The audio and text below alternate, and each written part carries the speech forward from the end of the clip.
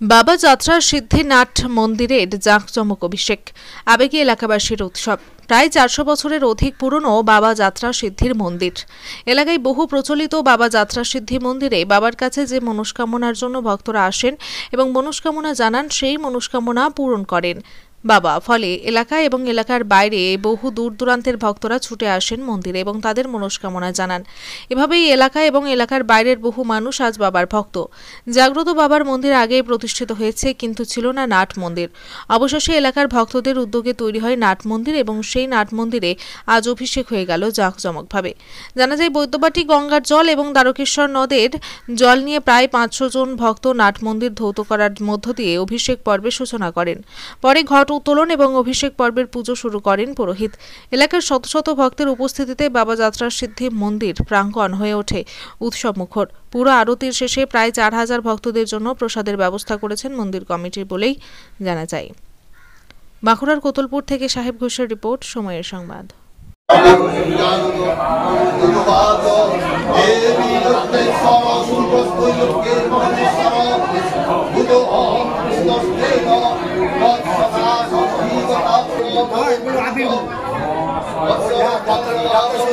বাঁকুড়া জেলার কোতলপুর অঞ্চলের অন্তর্গত কোপা গ্রামের মন্দির, কোপা গ্রামের ধর্মরাজের মন্দির। ওনার নাম যাত্রা সিদ্ধি ধর্মরাজ।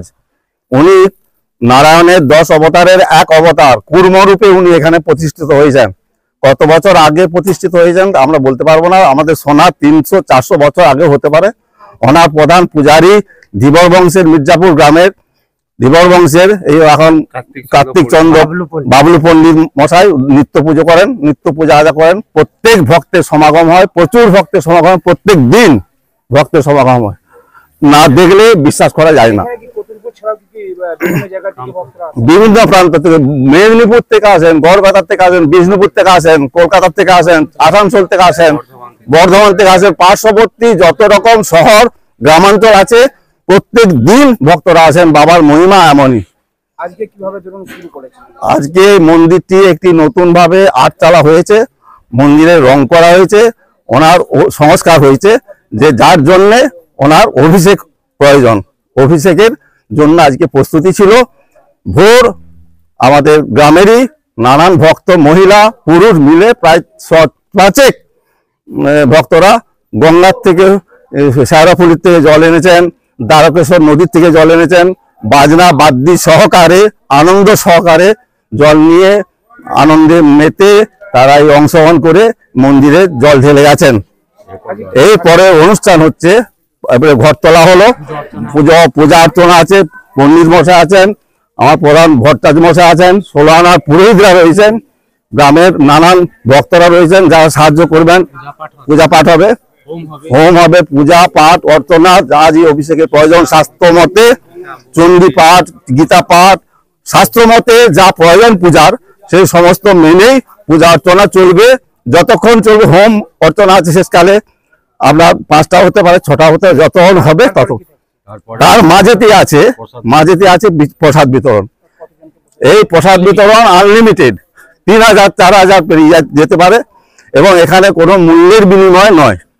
দান সহকারে যারা দিয়েছেন, যিনি আসবেন তিনি প্রসাদ পাবেন, অন্ন প্রসাদ পাবেন, আনন্দ সহকারে অন্ন প্রসাদ পাবেন। সেরকম ধরনের আমাদের কর্মীরা প্রস্তুত আছেন, 16 আনার লোক প্রস্তুত আছেন, 16 আনার পুরোহিত প্রস্তুত আছেন, কর্মীবৃন্দ প্রস্তুত আছেন, পণ্ডিত মশাই প্রস্তুত আছেন, বাবা প্রস্তুত আছেন, আমার বাবার মাহাত্ম প্রস্তুত আছে এবং ভট্টাচার্য মশাই প্রস্তুত আছেন, আমরা পুরোহিতরা প্রস্তুত আছি। আমার নাম হরেকৃষ্ণ বল্লভ। কিছু দায়িত্ব আছে ভট্টাচার্য মশাই অনুরোধ অনুযায়ী, পুরোহিতদের অনুরোধ অনুযায়ী আমি সাধারণ ব্রাহ্মণ হয়ে শান্তি পূজাতে থাকবো, 16 আনার একদম ব্রাহ্মণ হয়ে, এবং চণ্ডী পাঠে থাকবো বলে মনস্থির করেছি। ওনারা মনস্থির করেছেন, সেই দায়িত্ব দিয়েছেন।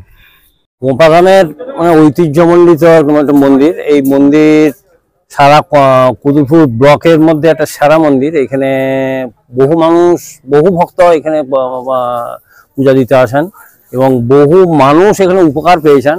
অগণিত মানুষের ভক্ত এখানে প্রত্যহ এখানে আসেন।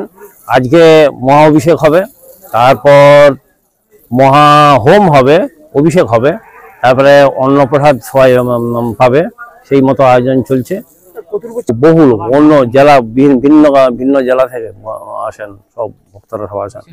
এবং মকর সংক্রান্তিতে আবার মহাভোগ হয়, মহামেলা অনুষ্ঠান হয় এখানে, বিশেষ আকর্ষণ। এইটা একটা এটা যে অভিষেক হচ্ছেন, কিন্তু এর বার্ষিক পুজো ওটা হচ্ছে মকর সংক্রান্তির দিনে অনুষ্ঠান হয়, বিশাল পর্ব অনুষ্ঠান হয় এখানে। হ্যাঁ, আমার নাম শ্যামাপদ ভট্টাচার্য, বাড়ি